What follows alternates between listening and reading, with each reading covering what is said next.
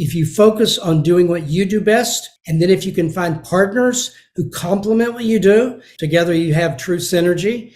That's the best way to do it. What's going on, everyone? On today's episode, we are very fortunate to have Jeff Webb. He founded Varsity Brands, a leader and provider of sports uniforms, equipment, and tournaments for American schools.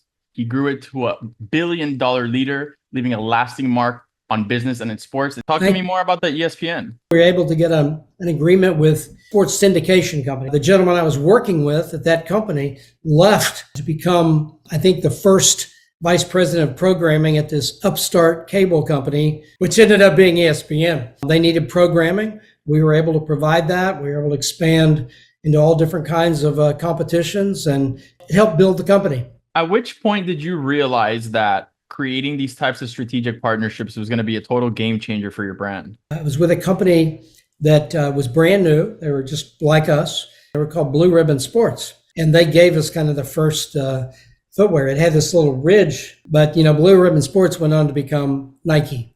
So Nike was the first real partner that we had. What was the most unexpected challenge you encountered while building Varsity Brands? Oh, that's a great question. Believe me, the most important thing as you go through the path of life, as you look back, is did I do something important and did I make a difference? What's going on, everyone? This is Alex Quin, and you're listening to the Hustle Inspires Hustle podcast. On today's episode, we are very fortunate to have Jeff Webb. He founded Varsity Brands, a leader and provider of sports uniforms, equipment, and tournaments for American schools. He grew it to a billion-dollar leader, leaving a lasting mark on business and in sports. And today we're here to talk all about it. What's going on, Jeff? Hey, how are you? Good to be here. Yeah, man. Appreciate your time. Where are you at today? So I'm in Memphis, Tennessee. Beautiful. In the South. Okay. I'm a little bit more south of you in Miami. Ah, okay. Yeah, man. So, hey, listen, when I found out we were doing this, I was extremely excited. Not only because I played a ton of sports in elementary, middle, and high school, but also because I'm a digital marketer.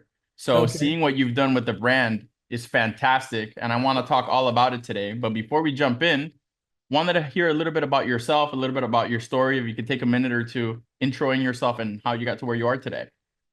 Yeah. So I went to the University of Oklahoma. I grew up in Dallas, Texas, and went to the University of Oklahoma. And after college, went to work for a gentleman who ran these instructional clinics for college and high school cheerleaders. And I was planning to work there for a year, then go back to law school. And, after a pretty short period of time, he surprised me when I was a very young man, made me general manager of the company. Eventually, didn't really know I was an entrepreneur at the time, but eventually decided to start my own company, my own organization, which I did.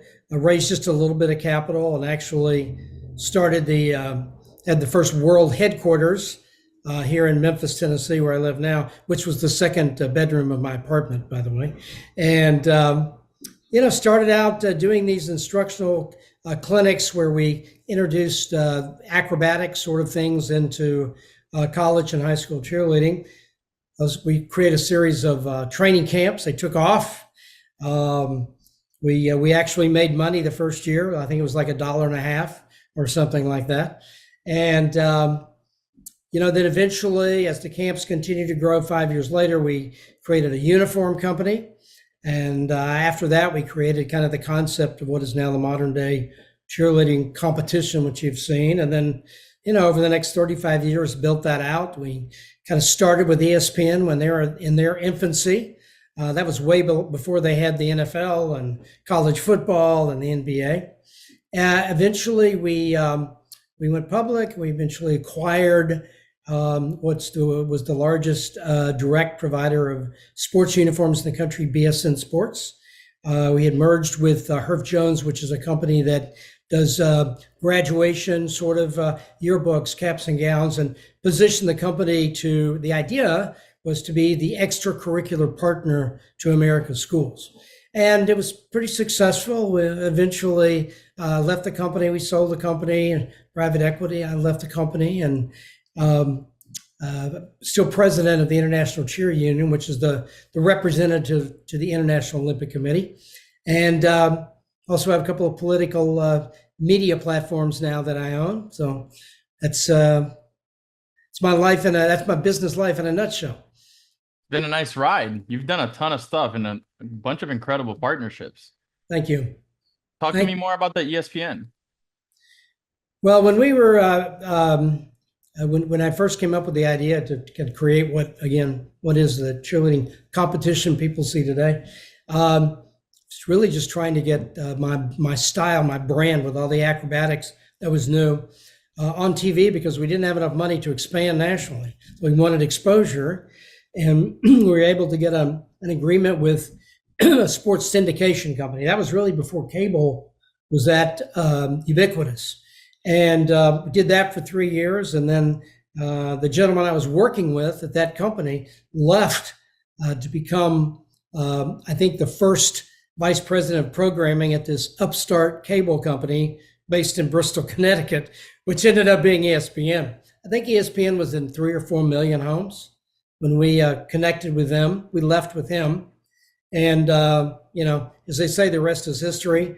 As ESPN's footprint grew, they needed programming. We were able to provide that. We were able to expand into all different kinds of competitions and help build the company. At the three stools, we had education. We kept the camps. When I left several years ago, the company had about 300,000 participants at its summer camps.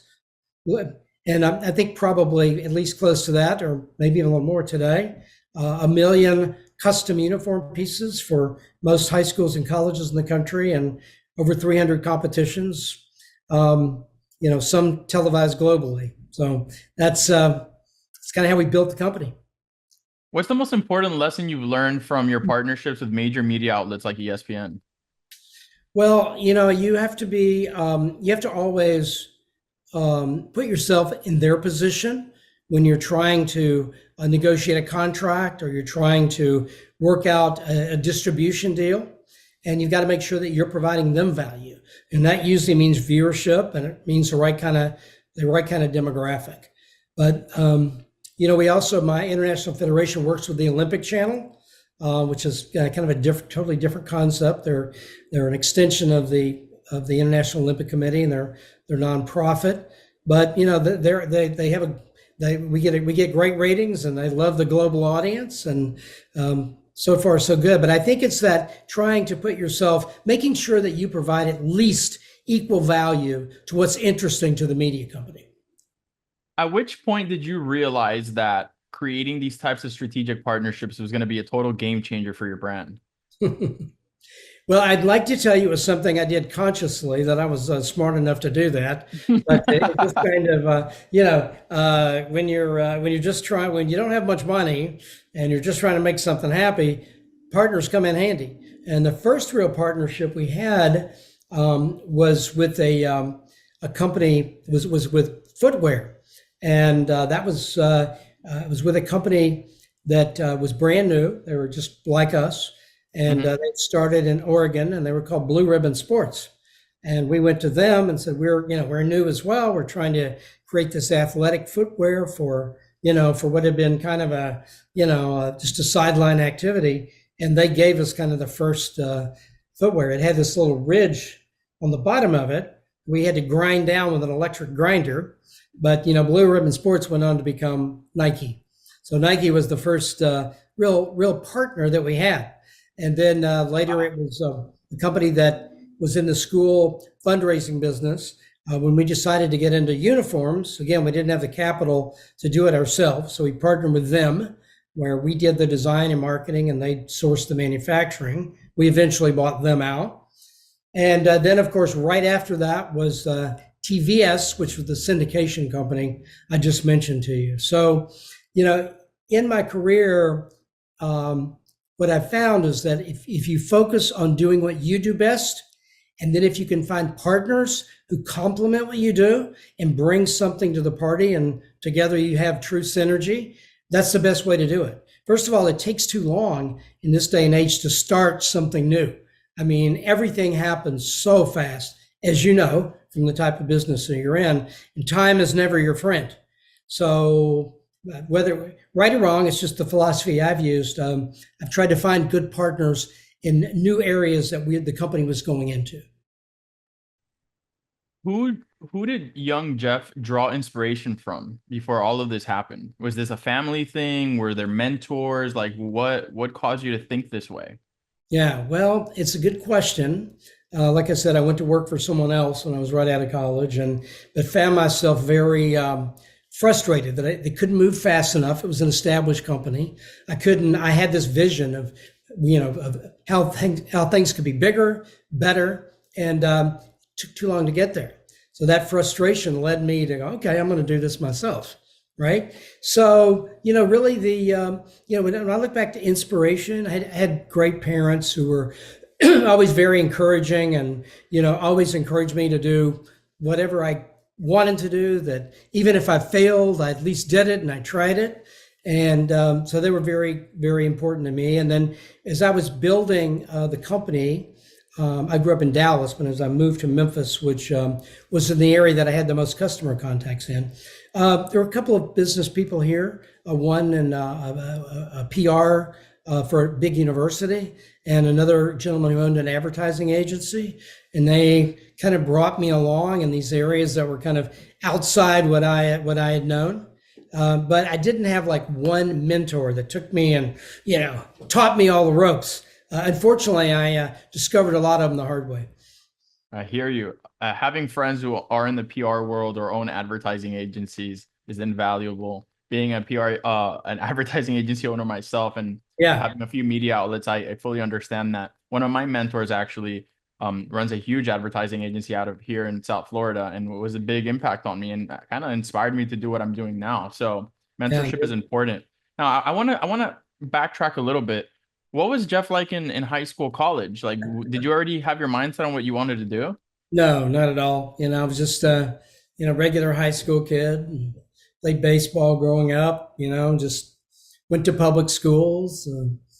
And I'm just a regular high school kid, middle class. I grew up very much in middle class, a family. Um, never really envisioned that I'd be able to start my own organization and grow it to the size that we did. I mean, at peak we had over 6,000 people working for the company, and it was a great just building the organization was what I really focused on, and in trying to build the sport, if you will, and kind of the financial part of it, the success just kind of came with it. Never really focused on it. We had to have, as I said, we capitalized the company with a total of $85,000, and more money than I thought I'd ever need, which turned out not to be true. But so, we had to have financial discipline along the way, but the driver was never, hey, this is a great way to make a lot of money. But the financial discipline was really important. The company was able, from a business standpoint, to not only grow the camps and the uniforms and all the competitions, but the company had for 42 out of 43 years. So I ran the company. Year over year, we had higher revenues from the year before and higher profits. So we had that one year in 2008 when the mortgage crisis hit. But use that discipline to make sure that we had the funds to build the company. You've obviously learned a lot throughout this process, specifically in financial discipline. What financial discipline advice would you give to your 20-year-old self if you could? Start with more capital if you can. I wasn't looking that far over the horizon. I was looking at what can I do now? How can I make this work for the next year? And I'm not sure I could have raised more capital. It was just a concept, and it was new. And it's hard for people to invest in something like that, venture capital, if you will. But I think that the advice is to use discipline and to be transparent, to include your employees in what your financial objectives are, what the financial performance of the company is. We also tried to, as the company grew, to include as many people as we could from an equity standpoint, so that everybody had kind of everybody was aligned. That not only, if you're going to ask people to give their best, which we always did, you expect them to be able to benefit when there's some type of event that creates liquidity and value. So being transparent, including people, and just having discipline so that you can always live to fight another day. What would you say to those who push back on providing equity opportunities to their staff as part of their growth strategy? Well, it's worked for me.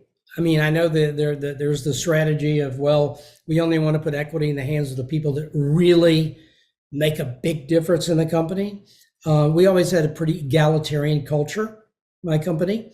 Again, when I started, I was 24 years old, and the other people, I had one full-time employee, and the other people that helped me in the summer at the camps were anywhere from 19 to 21. So we were all about the same age, and that egalitarian kind of feel, I was able to continue, through my career. I believe in it. I believe that everybody plays a role. I tried to not only include people financially when I could, but also recognize people, and no matter what their role was, whether they were they were pulling the curtain at something, or they were putting the mats out at a competition. Everything is important, and to get people to give their best effort, you've got to be able to show them why it's important that everybody does the best that they can do. And I just think it's important to have as much alignment as you can through the organization if you want to sustain the growth of a company. I think too many people now are trying to create companies with a real short horizon. They can do that. It's like, I'm going to build this, sell it, and move on. That's okay. That wasn't my approach. I was in it for the long haul. I enjoyed the journey. Was fortunate enough to have some really great people who kind of bought into my dream, if you will. But I thought it was important to include them and to recognize them as we went along. It worked for me. At what point or at what age did you feel like you made it, like you accomplished your goals, whether it was monetary goals or growth goals, whatever the case may be? When did you feel it? Interesting that I never, maybe this isn't good. Here's our secret. Not a secret anymore. I never really had these real specific lifetime goals on, I want a company this big, or I want to make this much money. I never, I was really in it for the journey.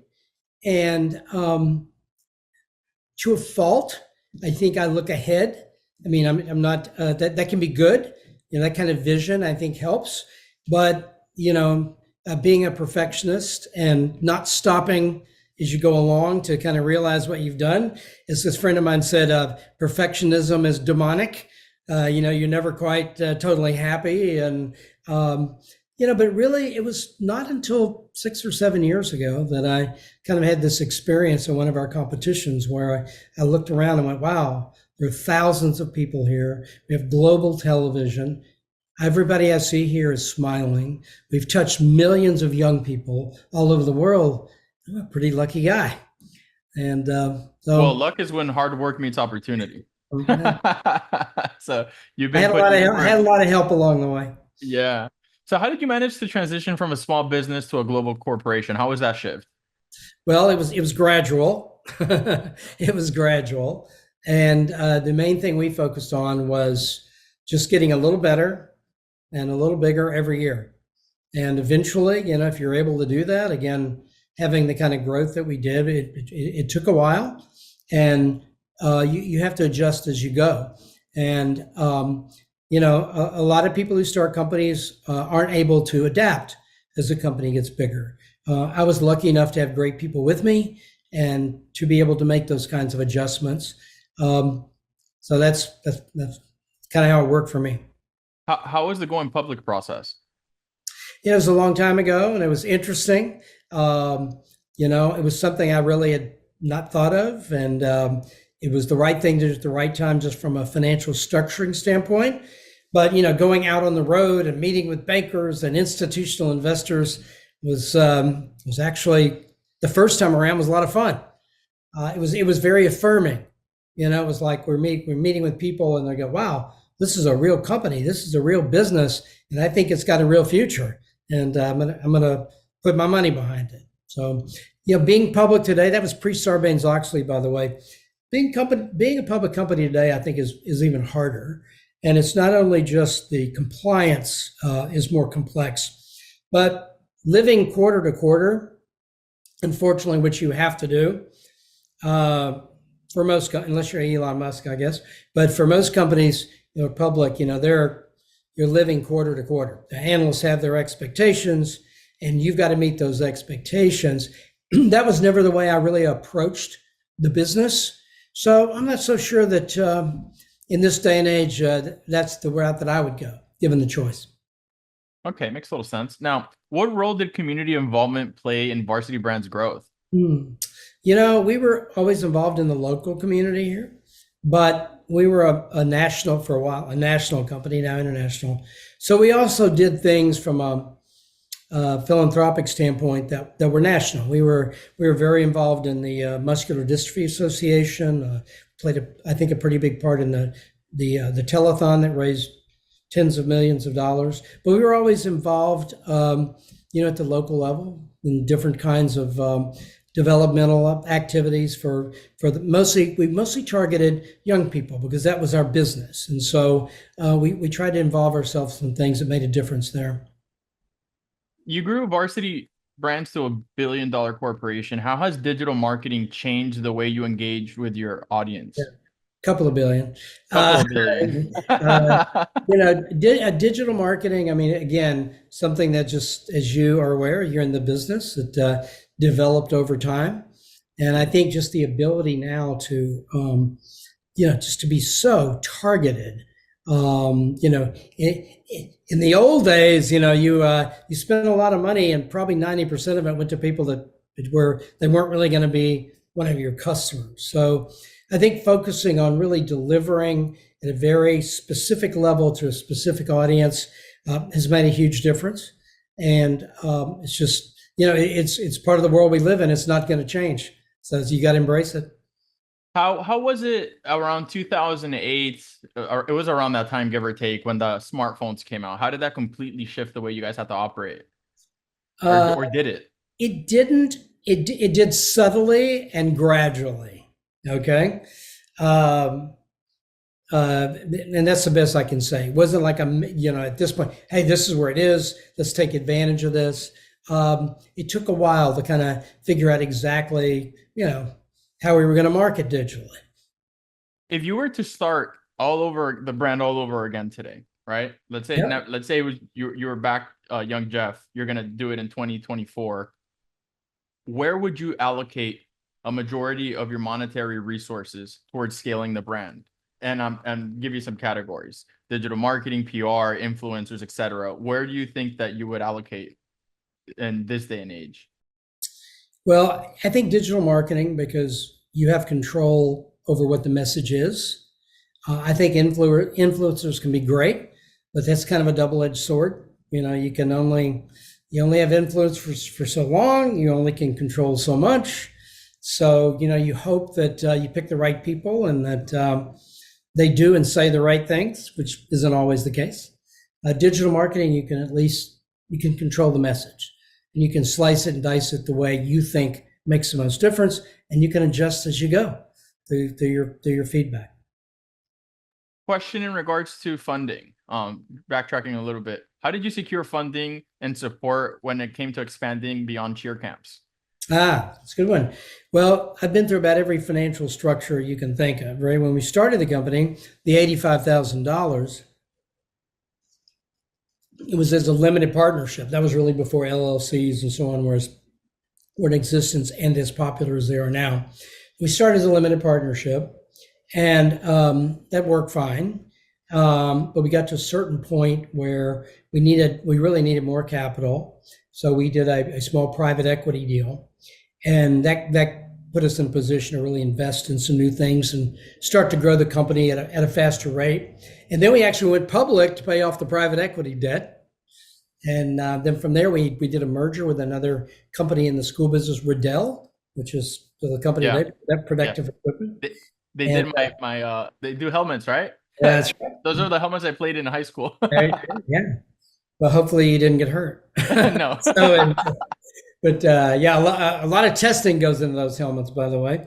But we eventually, we were both public companies. We merged, and we eventually sold Riddell back to private equity, and then then use private equity to take the company private again. So I've done about everything. So there's a time and a place for all these different structures.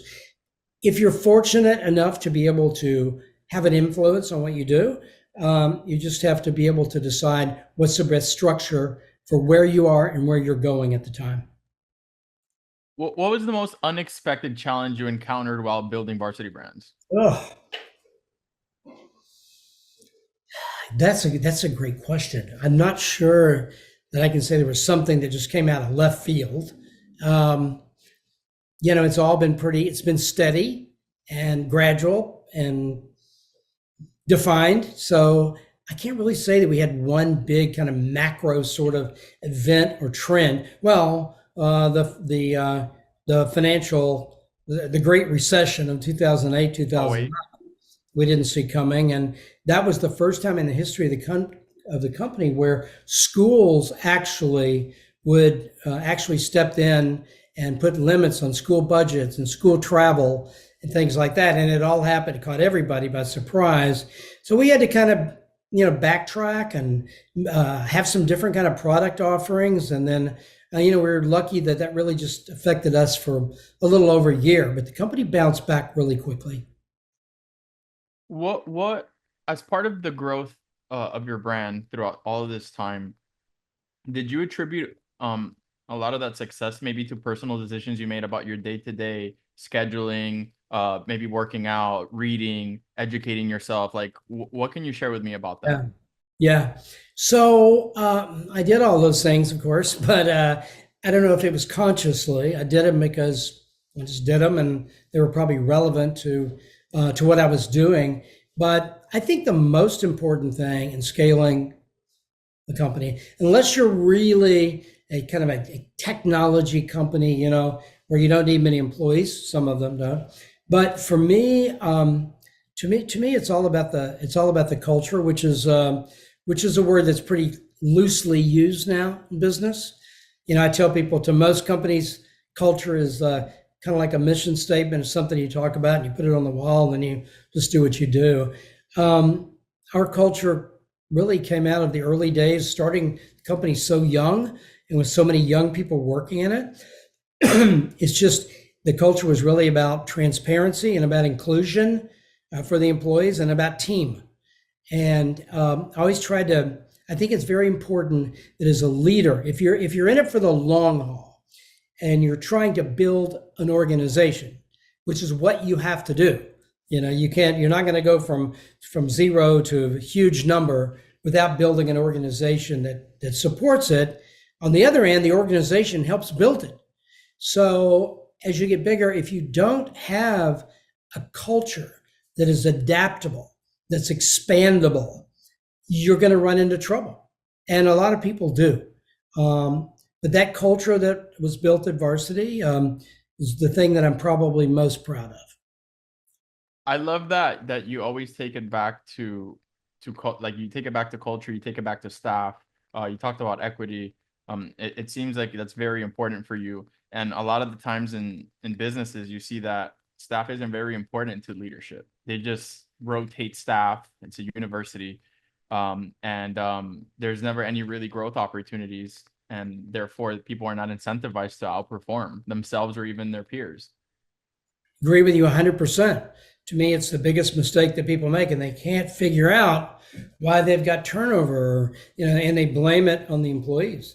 And I don't buy into the theory that some of my colleagues have, that young people today don't want to work as hard and they're not as motivated. And, I don't buy into that. I haven't found that to be the case. I think the issue is, can leadership be adaptable and flexible? Doesn't mean that you just let everybody do what they want to do. You definitely have to have discipline. But I think that you have to give people, that you have to be able to look at it from the back again. You talked about how you make the partnership works, and I said look at it from their side. You have to do that with your staff as well. It's like, what do they want? If I want great people, I want their very best every day, which is what we talked about, I've got to make this worth their while. I've got to have the company give them our best as well. And that means appreciating what they do. It means giving them opportunities to expand their career.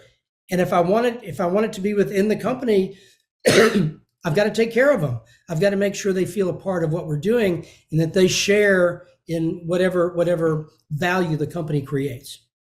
That's right. Is there any unconventional advice you would give to aspiring entrepreneurs? Well, for me, again, it's always when I speak to younger entrepreneurs, I always talk about culture, and I always talk about being in it for the long haul and for the right reasons. And the right reason, look, there's nothing wrong with making money. Don't get me wrong. There's nothing. I mean, I'm a capitalist myself, but ideally, if you want to build something that's sustainable, if you can find something, people say, well, I think you should do something that makes you happy. Well, I'm not sure exactly what that means. I mean, you're not going to, you're not going to go to work and be laughing the whole day, every day, unless you're really lucky. But I think that rather than say makes you happy, I would say find something that you think really creates value, something that's important, right? And where you can help make it more important. And if you do that, and if you do have financial discipline, you will attract the right people and you will be able to build something that you're proud of, that you can look back 20 years and go, I did something really good. Because the money is the money. And believe me, the most important thing as you go through the path of life, as you look back, is did I do something important and did I make a difference? You spoke about culture there again, and I want to jump to something. What cultural considerations are key when expanding into international markets like you're used to doing?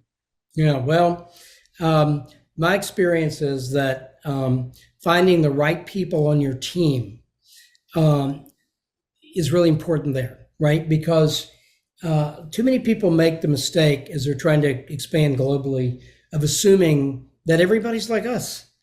And we have kind of a unique situation here. We've got an incredible economy. When you look at the long term, that I think has been built with having the largest and most affluent middle class of any country, and the combination of our political freedoms and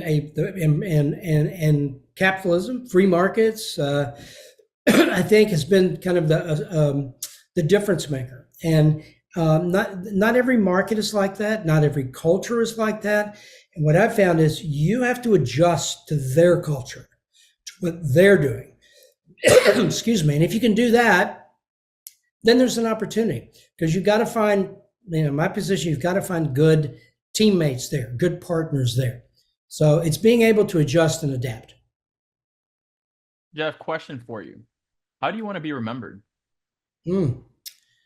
So I think that for me, it's, having been someone who built an organization that really made a difference, that affected, millions of young people globally, and who built a great organization and who was a great dad.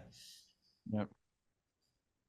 How has the dad journey been when it comes to also excuse me, and finding that balance?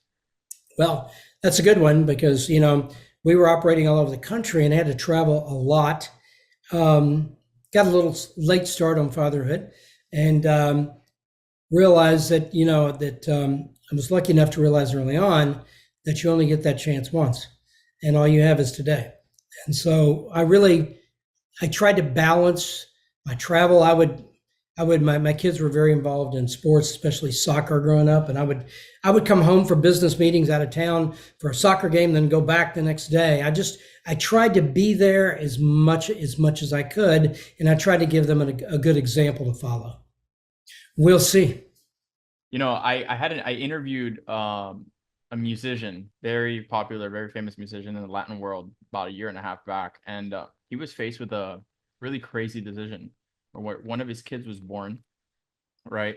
And immediately upon being born, one of his songs went #1 globally.